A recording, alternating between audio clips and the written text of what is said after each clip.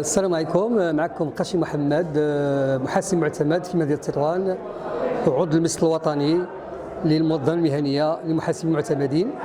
الحضور ديالنا في هذا اللقاء كيندرج في اطار اليوم الدراسي حول جوج المقتضيات الهامه اللي جا بها القانون ديال 2023 الى القانون 2024. قانون 23 جاب فيما يخص الاجال ديال الاداءات، حيث انه الشركات ولات ملتزمه بالتصرح بما يسمى بهذيك الديون اللي عليها، اللي مازال ما تادتش في الاجال اللي كنص عليها القانون، اللي هي 60 يوم ولا 90 يوم ولا 120 يوم حسب وجود اتفاقيه وعدم وجود اتفاقيه. هذا الموضوع الاول.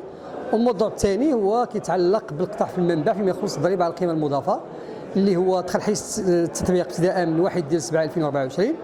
الشركات مطالبه وكذلك الاشخاص الطبيعيون مطالبين باش يقدموا واحد الشهاده يسمى شهاده الوضعيه الجبائيه.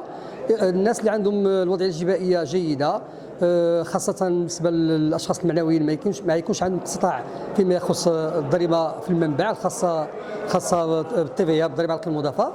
والمهن الحره او المقدمين للخدمات عندهم جوج الحالات. الحاله الاولى انهم الا كانت وضعيه جيده ديالهم، وضعيه الضريبه جيده، كيتقطع لهم 75% من الضريبه على القيمه المضافه.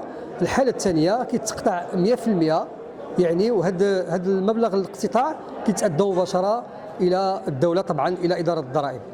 شنو الصعوبات اللي كيجبروها هنايا اصحاب الشركات؟ وطبعا في الواقع والصعوبات انه واحد المجموعه ديال التصريحات ولات من السنوات الاخيره، يعني انه الشركات راه عندها صعوبه ديال كثره التصريحات. كما كتعرفوا بانه دابا هذا المبدا قطع في المنبع ولا كيدار على الكراء، ولا كيدار على الاتعاب، ولا كيدار على التيفيا، يعني واحد المجموعه ديال المستحقات اللي ولا الشركات ولا بحال واحد الشكل ديال الجابي لصالح الدوله. هذا الاشكال الاول. الاشكال الثاني هو انه في الوضع الحالي الشركات الصغرى ستعاني كثيرا فيما يخص كثره القطاعات. Bismillah ar-Rahman ar-Rahim, je me présente, je m'appelle Mohamed Al-Hiyani, je suis expert comptable et commissaire aux comptes. Aujourd'hui, c'était une réunion assez importante organisée par l'association de la zone industrielle de Tétouan, la KIT. Comme vous avez pu remarquer, la salle était pleine. Il y avait une séance de sensibilisation en matière de délai de paiement et la retenue à la source. De mon côté, j'avais présenté bien sûr la retenue à la source sur la TVA essentiellement.